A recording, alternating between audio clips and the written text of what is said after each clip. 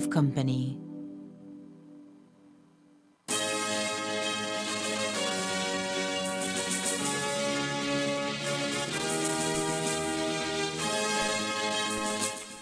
Tonight on CTV3 News, a hit and run in the village of San Joaquin.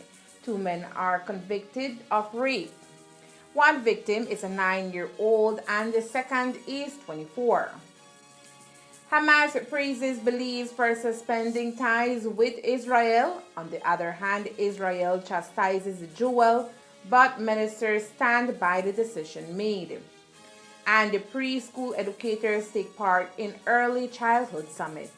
These are some of the stories we have for you tonight in our newscast for Thursday, November 15th, 2023.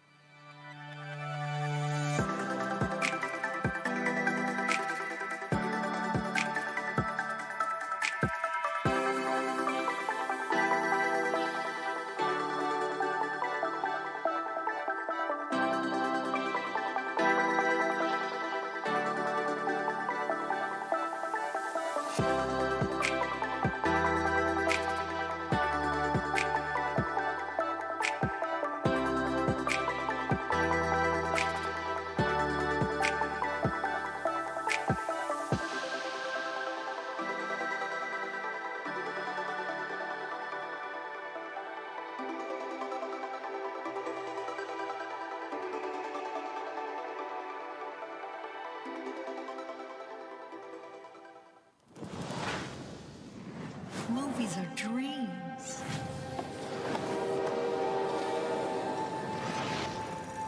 That you never forget. The lights change how everything looks. It's hard to find our house. Ours is the dark house with no lights. In this family, it's the scientists versus the artists. What kind of movie are we gonna make?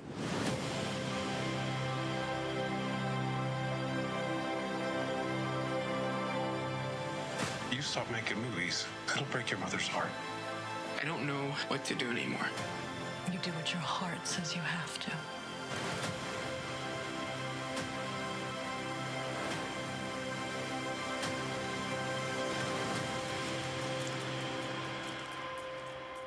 What was your favorite part?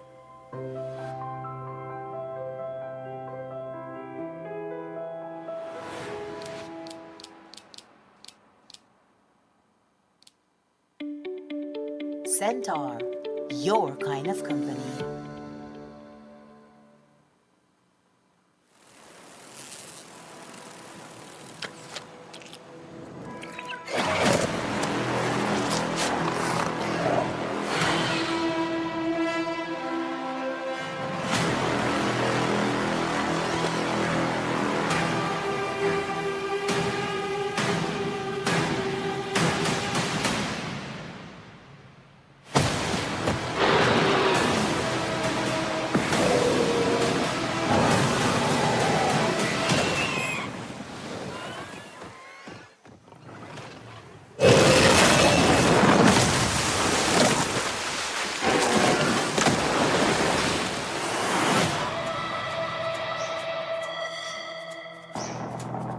Jonas, we need your help. We're detecting increased aquatic activity 25,000 feet deep in the trench.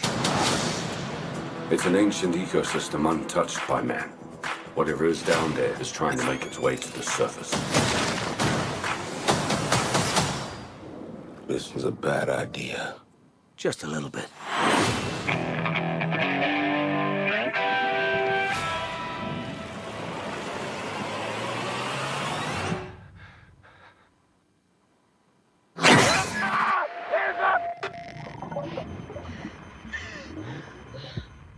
Jonas, we've got company.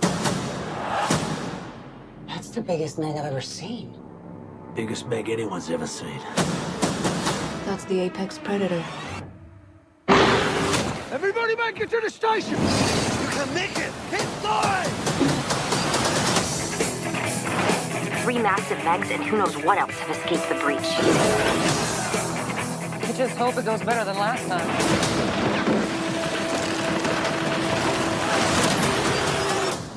What happened last time?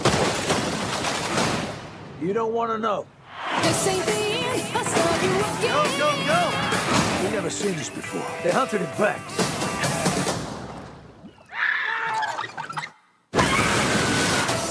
We can relax.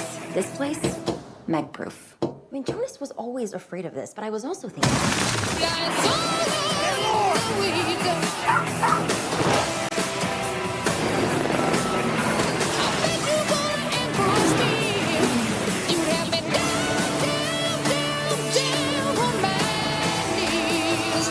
Ooh, Barracuda.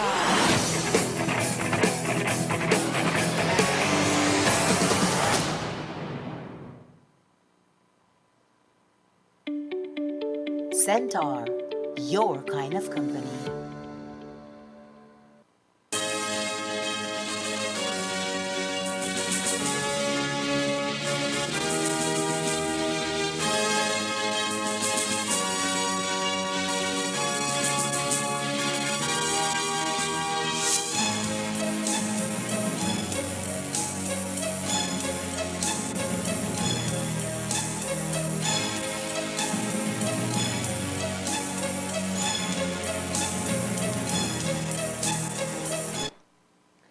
Good evening with your news, also simulcast on Faceta FM 106.7. I am Joanna Rodriguez. A man believed to be from the village of San Joaquin, Corozal, is lucky to be alive tonight after he was the victim of a hit and run. A surveillance camera captured the entire incident, and the 20 seconds video shows when a man walking on the side of the road in the village of San Joaquin, and just as he nears an intersection, a car is seen taking a turn at the corner of the street. The vehicle heads towards the individual at a slow pace, and all of a sudden its driver increases and hits the man wearing short pants and undershirt. You can hear someone scream in the background audio of the clip. The man is flung off the street and hitting the windshield of the vehicle before landing on the pavement. Unbelievably, the male person gets up and walks away. No official report has been provided about the incident, and the name of the driver of the car or the male person that was hit is still unknown.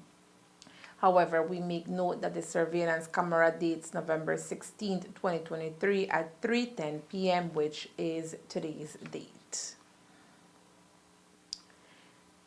2 men have been found guilty of rape in Belize City Court. We begin first with 32-year-old Charles Andrew Martinez, who is the man you see in the photo.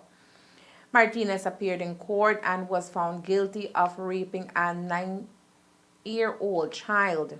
Information made available indicates that the incident occurred in July of this year while the child was home with her siblings, but they left shortly after, leaving the 9-year-old at home with one of her cousins, who at the time was taking a shower. This is when Charles Andrew Martinez pulled the child while she was watching a television program. He took her outside to a bathroom and forced the child to perform oral sex on him. Martinez then threatened to kill the child if she told anyone about this act of crime. This is when the 9-year-old's cousin stepped in and caught the entire ordeal. Both the victim and her cousin took the stand in court, and Justice Ricardo O'Neill Sancroft found their testimony credible, which weighed in on a conviction of rape for Martinez. Martinez also testified in court and denied he committed the crime. At the end, Martinez was found guilty of rape, and the judge has ordered a social inquiry report before sentencing is handed down in December 2023. The second man to be convicted of rape is 49-year-old Giovanni Burns, who appeared in court for sentencing yesterday in Belize City. Burns will be spending a number of years in prison after he was found guilty of rape, attempted rape, and sexual assault. He was accused and found guilty of raping a 24-year-old woman in February 2019. Justice Nigel Pilgrim added another 15 years for attempted rape and 4.5 years for sexual assault. Because of good character, some deductions were made to his sentencing, and still Burns will serve a total of 15 years commencing July 23, 2023, when he was found guilty. The incident was reported on February 1, 2019, when Burns dragged the woman into a yard and forced her to perform oral sex on him.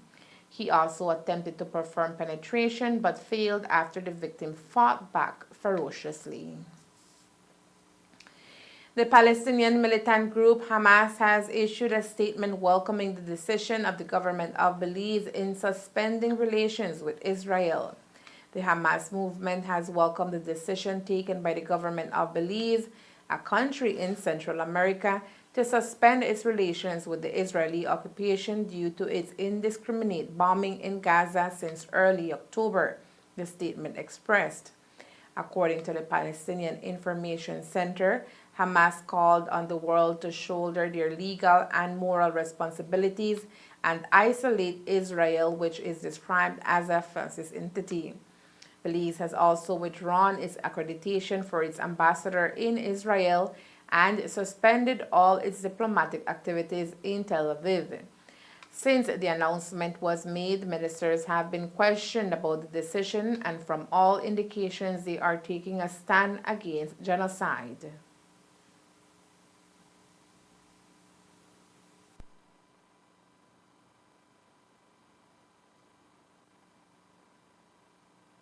Absolutely am. I don't think that any right-thinking individual can condone what Hamas did, and that must be rejected in all of its forms and shapes. But at the same time, we have to take into consideration the massive genocide that is happening in Palestine. It is not correct that an entire nation suffers for what a group has done. What are your thoughts on the leader of the opposition taking the other side of the fence? I am not surprised. He has had this tendency, which he displayed even before he became the leader of the opposition, so I'm not surprised. But while Hamas is praising Belize for cutting ties with Israel, Israel's foreign ministry spokesperson Lior Hayat has since issued a statement condemning the decision by the government of Belize to suspend its diplomatic relations with the country. Hayat says that Israel views it as surrendering to Hamas's terrorism and aligning with the axis of evil led by Iran. The government of Belize is blatantly ignoring the October 7th massacre, in which more than 1,200 people, including babies, women, and elderly, were brutally murdered, many in their own homes, by the Hamas terrorist organization. The government of Belize is also ignoring the 240 people kidnapped by a terrorist organization worse than ISIS, Hayat said. Hayat further reiterated that Israel acts and will continue to act in accordance with international law, while Hamas commits war crimes and crimes against humanity, cynically using hospitals and the civilian population of Gaza as human shields. So can Belize face repercussions for taking such drastic measures against Israel? That is what the media asked the Minister of Public Utilities. Of course there would be, because they are pushing their own notion of what they believe is right, but the entire world is against what they're doing. And so we have to take side on the humanity side. We have to understand the genocide that's happening in Palestine. We have to understand that this is 75 years of occupation. We have to understand that Israel has killed about 10,000 citizens of Palestine, the majority of which are minors. So these are all factors that we have to take into consideration as well. Does the government fear that there may be fallout from your position? Because I know countries such as the U.S., they support Israel, and we receive support from U.S. Listen, I don't believe there should be any fallout. It's a principled position. It is the right position, and so I don't expect there should be any fallout. Today, the two most recent former prime ministers from both major political parties, namely Said Musa and Dean Barrow, along with former foreign ministers Assad Shoman and Godfrey Smith, issued an official letter of support to the decision taken by government to suspend diplomatic relations with Israel. The release stresses, and we quote, "The government cannot be accused of taking sides. There are no two sides to a genocide. The Israeli state is relentlessly bombing, laying complete siege to and invading places hitherto considered sacred, such as hospitals, with full knowledge that its actions will cause the death of thousands of innocents, including babies. For more than a month, it has sought to punish over 2 million people by bombing them in their homes and depriving them of essential needs like water, food, fuel, electricity, and medical supplies. Since the 7th of October, Israel has dropped more than 25,000 tons of explosives on Gaza, a place one-fifth the size of Corozal, but with 57 times its population. It has killed more than 12,000 people, more than half being women, children, and the elderly. Unless this unrelenting siege and slaughter is stopped now, thousands more will die as we watch in horror night after night," end quote. The release continues by adding that for Belize to remain silent in the face of a massacre is a violation of our humanity, as this situation is a case of the illegal occupation of Gaza and the West Bank, including East Jerusalem of Israel taking territory by force, and the imprisonment of thousands of Palestinians without charge. It is a case of submitting them to torture and denying them every last vestige of their human rights. In ending, the former leaders add, and we quote, "We therefore reiterate our commendation of the government of Belize for taking a courageous and principled stand against the war crimes, the genocide being committed by the state of Israel," end quote. As war wages in the Holy Land, Belize's two leading church organizations, the Belize Council of Churches and the National Evangelical Association of Belize, NEB, have also separately expressed disappointment with the government's decision to suspend ties with Israel and added their voices to the near universal call for return to peace. Belmopan's unfortunate decision taken this week, the council says, increases obstacles for Belizeans wanting to visit the Holy Land and fails to foster the dialogue necessary for peace. NEB goes further, accusing the government of failing to condemn Hamas's actions in the same breath as Israel and asking what if that was Belize? What would Belize do? It mentions the recent actions of countries like Russia and Venezuela against their neighbors, for which Belize has not suspended consular relations, although the government has repeatedly condemned the actions of both countries on its own and in the case of Venezuela through CARICOM. The Council also commends those assisting in providing aid to the suffering. It encourages Belizean Christians to stay in solidarity with them, work for a ceasefire, and ultimately peace through diplomacy and dialogue. Early childhood teachers from across the country gathered in the capital city of Belmopan today for an early childhood summit organized by Belmopan Mayor Sharon Palacio, along with experts in the field from Kansasville University in Kentucky, USA. The summit focused on a number of core essentials needed to establish a strong early childhood development curriculum to give students the best start at education. There is no doubt that the COVID-19 pandemic had tremendous impact on learning in schools in Belize and across the world. Early childhood, according to facilitator for the summit, Sharon Hundley from Kansasville University, is no different and requires assistance in any way possible.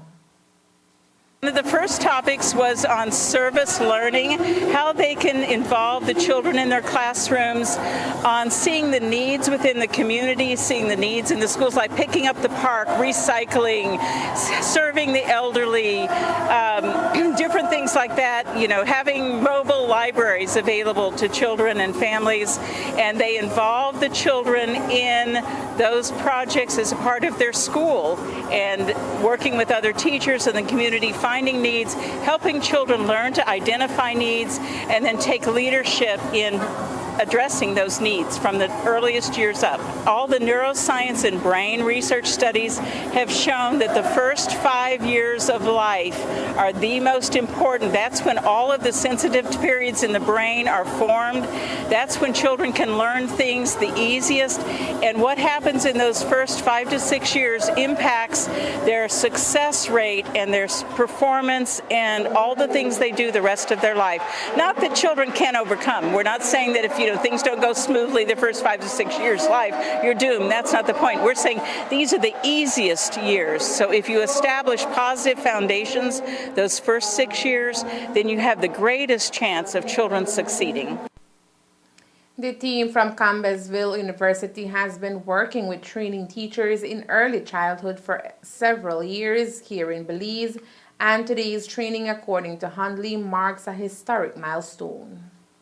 We have seen incredible competence in the teachers. They are finishing their internship, and what we're seeing as we're observing is that they are loving and kind, and they know how to organize the curriculum. They have very creative strategies. We've seen some very interesting use of technology in the classroom. So if they're teaching, for example, how to write the number 4, they might have an interesting video that they've pulled up all about the number 4. Then they may have children help trace the number 4, and then they may have them go find 4 things in the classroom or outdoors and bring it back in. So they're learning how to really engage children, how to keep their attention, how to involve and collaborate with each other, and how to successfully accomplish all the things in the curriculum that's prepared by Ministry of Education. The hope, according to Belmopan Mayor Sharon Palacio, is to have the Early Childhood Summit annually. Today, for me, is it's a God-given day because it is a dream come true whereby, as an early childhood expert myself, I always wanted to bring such a gathering together. Normally, when you go to any part of the country, you find that early childhood, when it comes to the investments, it is not up to mark. Definitely, the country can do far better when it comes to early childhood. There's where all the money should go, because for me, ages 0 to 3 is the most important. It's the formative years. That's the time that brain development is so receptive, and there is where, as a country, we'd be able to have better individuals on the longer run, because it may seem expensive now, but later on there's a lot to reap when it comes to investing in early childhood. This occasion today, the numbers, I must give thanks to the Ministry of Education under the competent leadership of Honorable Francis Fonseca and Chief Mrs. Gongora. She played an important role.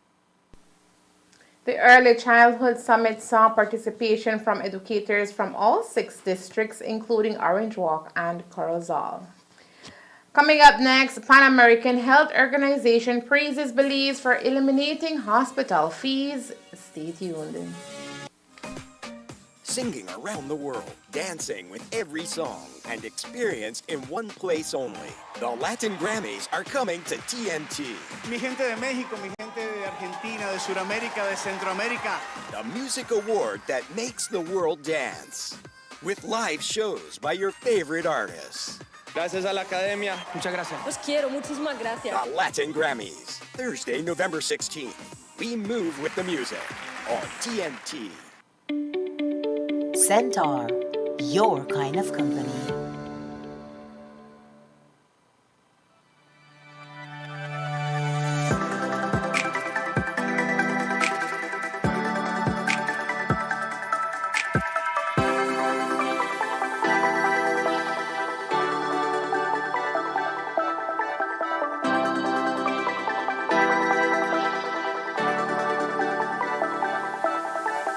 Sign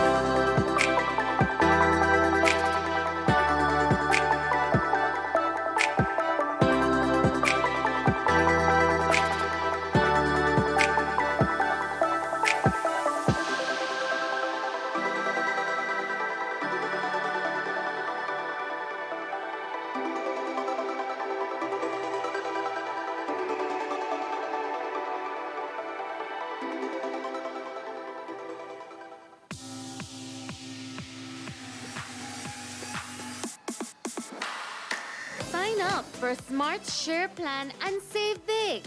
Whether you're a small entrepreneur starting up your business, a student on a limited budget, or a family trying to save, this is the plan for you. With unlimited SMS, calls, and data, we help you save.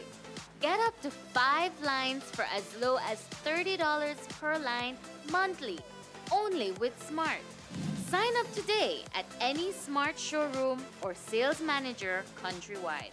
So get your business going, share more memories with friends, and be ready for the day with Smart.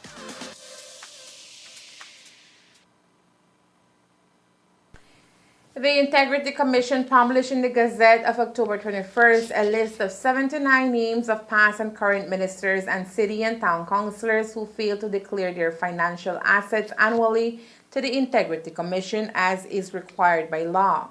We note that the list of 79 includes repeat offenders for every year since 2019.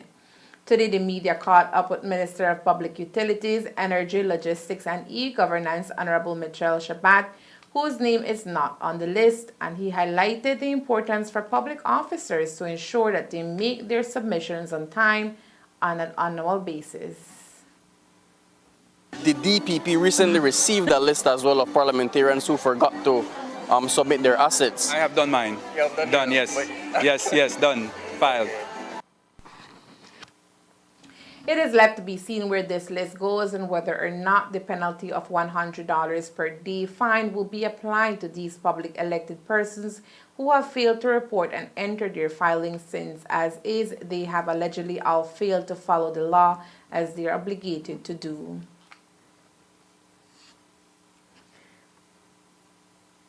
The Pan American Health Organization, World Health Organization, PAHO, who has extended congratulations to the government of Belize on the elimination of fees at public hospitals. A release states, and we quote, "We recognize the important decision made by the government that will impact persons seeking medical care, and we congratulate you on this bold decision in removing administrative barriers."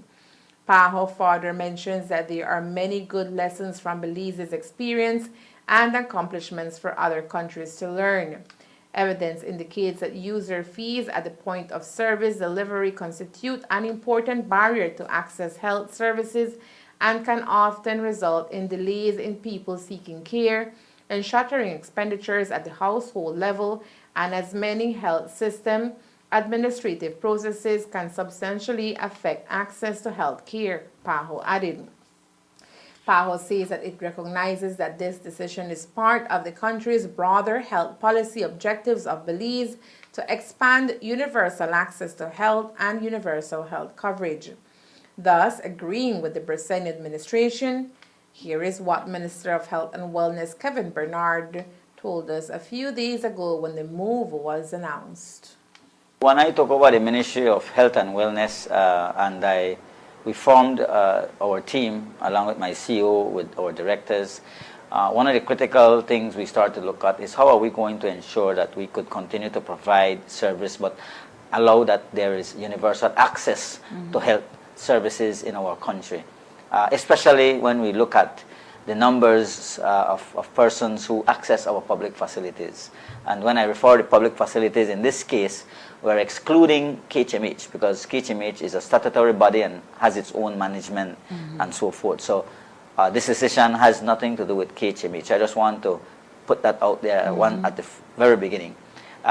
So we looked at all of these over from since a year and a half ago. We've been looking and monitoring the services being offered at Ministry of Health and Wellness at the regional hospitals, at our community hospitals. And so we felt that and knowing for a fact that many persons who access these services for many times sometimes cannot even afford to pay for some of the basic services that are offered. Sometimes the lab works or the x-rays and or sometimes those minor surgeries for appendicitis and so forth. So when we looked at it and we looked at the numbers, we were collecting only about 50% of what is normally collectible. And so with all the administrative costs that it incurred for us to do all of this, we felt that it was, let us focus more on ensuring that we are able to provide the hospital services, that's the surgery, the x-rays, the lab works, and these type of services that relates to hospital services. Hospital services include the surgeries, your blood works, your x-rays, and we also have the digital ultrasounds, and those are also available, will also be available free of cost. Now, let me again say that it does not entail anything to do with people who won't get food handler certificate, or you need to bury your garbage, or so. Those are outside vector and public health services. Still carry their fees. These are for hospital services. Right. You go to the hospital to seek medical attention, you need a surgery at the hospital, perform at the hospital, there will be no charge to you. PAHO says it remains committed to supporting Belize in strengthening health systems based on primary health care and to continue with substantive health sector transformation for better health outcomes. A number of ministers accompanied by CEOs and some 25 stakeholders were present today at an energy fair organized by the Ministry of Public Utilities, Energy, Logistics, and E-Governance. The fair was more than a signature event after the government unveiled the cover of Belize's national energy policy. This is our Energy Fair 2023. Very important fair because at today's inauguration we launch our national energy policy, which sets the agenda for this sector for the next 10 years. And so what this policy does, it really sets the broad parameters of where we want to go and how we intend to move from a fossil-based economy to a renewable energy one. So now how does the government plan on doing that? Well, we set the policy, right? And we expect that the players in the sector, BL, the PUC will work to encourage investment, and the private sector will help us to accomplish those goals. We set policy and we set regulations, and then we depend on the private sector to really take up the challenge. Well, we're working on a roadmap, but the policy itself is now available. It's available on our website, on our Facebook page, so the entire country can look at it and start having the discussions about it. We're working on a roadmap about how it's going to be implemented. The plan comes at a time when Belize has pledged to commence the rollout of electric buses in order to save on energy and promote the use of green energy that will result in a sustainable usage of electricity in Belize. The primary objective of the fair today is to launch our energy policy, a policy that will stretch all the way up to 2030. It has been a culmination of public consultation that we've been doing for the past year, along with other government entities, non-government entities, and environmental organizations as well, along with the private sector, of course, because the private sector is crucial in achieving the goals that we have laid out within that energy policy. So what are some of the goals that you guys have laid out? What do you guys want to achieve come 2030? The biggest target that we have is that by 2030 we must have 75% of all electricity generated within the country at 75%, or all electricity consumed, better said, which would mean a reduction on the dependency on Mexico. So that would also translate to a higher energy security for the country. We are balancing the introduction of new technology along with pricing. So our main objective is to reduce pricing. The minimum that we are looking forward is not affecting pricing, as in not increasing pricing. And that's a delicate balance that we must do. We are looking right now in the next couple of years to introduce approximately 60 megawatts of solar and 40 megawatts of battery, utility scale battery. So with this, that's the balance that we have met right now, that we believe that if this comes in, we will be able to strike that balance. And depending on how bids come in and so forth, reduction in prices as well. We have quite a number of them. We have about 25 stakeholders here. We have Caribbean Motors who are exhibiting their electric vehicles. As you all know, we're launching that pilot project with buses in Belize City and inter-district buses. So that's very exciting, and it's part of our national policy as well. We have ASR, we have Light Up Belize, we have an entire cross-section. We have UB here, and I believe Galen is here as well, which is important. Academia is important for the research, and so they feed quite well into this sector. One more highlight of the day was the official announcement of the ministry's Energy Digital Art Competition. First place for the Energy Digital Arts High School competition was secured by Noelle Cantun. Winning first place on the Energy Digital Art competition was Adrian Chang. In the area of Energy Digital Art, general competition went to Eric Kahl, while Edin Cantun won third place. November 28th every year, the world celebrates World Children's Day, and this year Belize will join in the celebration for the seventh time.